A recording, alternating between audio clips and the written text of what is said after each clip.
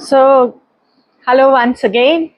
और तनाव से रूबरू होते हुए एक और तरह से आपको तनाव के बारे बताना चाहती हूँ। आपने जवाब तो नहीं दिया जैसे मैंने पिछली बार पूछा था, तो मुझे लगता है कि शायद मैं सही दिशा में जा रही हूँ। आप तनाव के बारे जानना ही चाहते हैं क्योंकि हर चीज की जड़ तनाव ही तो है। तो क्या बताना चाहता है, आज मैं बातचीत करूंगी आपको तनाव बताना क्या चाहता है। तो एक है the canary in the coal mine. इसका क्या मतलब है? इसका ये मतलब है कि कोयले के जो खान थी उसमें लोग पहले से काम कर रहे थे, कोयला निकाल रहे थे। तो उस समय तो पुराने ज़माने में तो हमारे पास नहीं होते थे ना तकनीक ये जानने के लिए कि पॉइजन गैस कोयले के उस खान में स्पेशली कार्बन मोनोऑक्साइड कितनी ज़्यादा भर गई है जो कि जानलेवा हो सकती है। तो लोग क्या करते थे, छोटी छोटी चिड़ियाओं को लेके जाते थे जिनका नाम कैनरीज होता था। और जब तक तो वो कैनरी अपना गाना गाती रहती थी, इसका मतलब होता था कि जो हमारे गैस पॉइजनस गैस का लेवल है वो सेफ लेवल तक है। और जैसे ही वो कैनरी गाना बंद कर देती थी, इसका मतलब होता था कि उसमें जो पॉइजनस गैस है उनका लेवल बढ़ गया है। तो कई लोग तो जैसे कैनरी गाना बंद करती थी वो अपना काम छोड़ के चले जाते थे। कई लोग कई कारणों से, जैसे कि शायद और पैसा कमाना चाहते हों, हेल्थ के कॉस्ट पे तो नहीं करना चाहिए जब वो भी जानलेवा स्थिति पैदा हो सकती है, या फिर उनको ऐसी कुछ गलत फहमियां हों कि हाँ ये तो चिड़िया है, मैं तो इंसान हूँ, इसे अभी तकलीफ हुई है तो मुझे होने में तो काफ़ी टाइम लगेगा। तो कितना टाइम होता है काफ़ी, ये तो किसी को पता नहीं था। तो वो लगे रहते थे, काम लगे रहते थे, और क्या होता था कि उसमें उनका ये पॉइजनस गैस का जो तनाव है उनके शरीर के अंदर अंदरूनी तनाव जो है वो बढ़ता रहता था। कईयों की तो इस समय मृत्यु भी हो जाती थी और कई जो बच जाते थे तो फिर वो तनाव की चपेट में आ जाते थे। अब ज़माना बदल गया है। अब हमारे पास सारे गैजेट्स हैं जिससे पता चल जाए किस गैस का लेवल क्या है।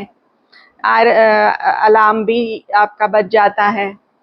तो अब हमें इस canary in the coal mine से क्या समझना है कि हमारे जो तनाव की चपेट में जब हम हो उसकी शुरुआत होती है, हमारे तनाव की चपेट में आने की, वो क्या हैं सिम्टम्स हमारे सबके अलग होते हैं। सबका शरीर अलग है, तो सबका शरीर अलग अलग तरीके से रिएक्ट करेगा। तो अपने शरीर की तरफ देखिए, और जब भी तनाव शुरू होता है, तनाव की चपेट में आने आप शुरू होते हैं, तो वो क्या चीज़ें हैं जो आपको संकेत दे सकती हैं कि भाई हाँ, अब आपको कुछ ना कुछ सिस्टम अपना लेना चाहिए ताकि आप और तनाव की चपेट में ना जाएं। जैसे मैंने अपने लिए देखा है कि जब मैं तनाव की चपेट में आने लगती हूँ तो मुझे पाल्पिटेशंस यानी छाती दर्द होती है, और इसी जगह पता नहीं क्यों मेरा सिर दर्द शुरू हो जाता है। तो उसको फैलने से ज़्यादा, वो जो मामूली सी दर्द है उसको इतना ज़्यादा बढ़ने से कि मैं उसको मतलब बेचैन हो जाऊँ, काबू ना कर पाऊँ, मैं अपने कोई भी तरीके अपना के उस स्थिति को कंट्रोल में लाने की कोशिश करती हूँ, जो कि काम करता है क्योंकि ये जस्ट शुरुआत है। और दूसरा हमारा तनाव, अगर हम केटल टी प्रेशर बोलते हैं जिसे, अब जैसे केतली में आप चाय बना रहे हों, तो अगर केतली तो कभी फटी नहीं, क्यों? क्योंकि एक तरीका है, उसमें एक सिस्टम है कि जो प्रेशर ज़्यादा बढ़ गया है वो रिलीज़ हो जाए। तो हमें भी यही करना है कि जब हमारा तनाव बढ़ रहा है, हम उसकी चपेट में आ रहे हैं, तो कुछ ना कुछ ऐसा कार्य करें कि वो तनाव की स्थिति जो उत्पन्न हो रही है उसका प्रेशर निकल जाए। तो जैसे अगर आज के ज़माने में ज़्यादा जो महत्वपूर्ण है, क्योंकि केतली वाला शायद ज़माना इतना नहीं है, हम लोग ऐसे चाय नहीं बना रहे, तो वो है कि अगर हम अपने प्रेशर कुकर देखें, क्योंकि सब प्रेशर कुकर इस्तेमाल करते हैं ज़्यादातर, तो उसमें भी भाप बनती है, प्रेशर बनता है, पर जब वो सीटी उसकी आवाज़ आती है तो भाप निकलती है, तो हमें पता चल जाता है कि प्रेशर निकल गया है, इसलिए ज़्यादातर प्रेशर कुकर नहीं फटते। और अगर फट जाते हैं ना, तो लोगों को, स्पेशली गृहिणियों को, पता है कि क्या होता है उस समय।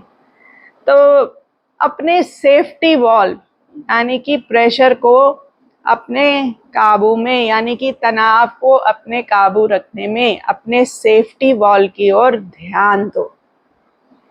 क्यों? Why? Because there is no health without mental health. Thank you.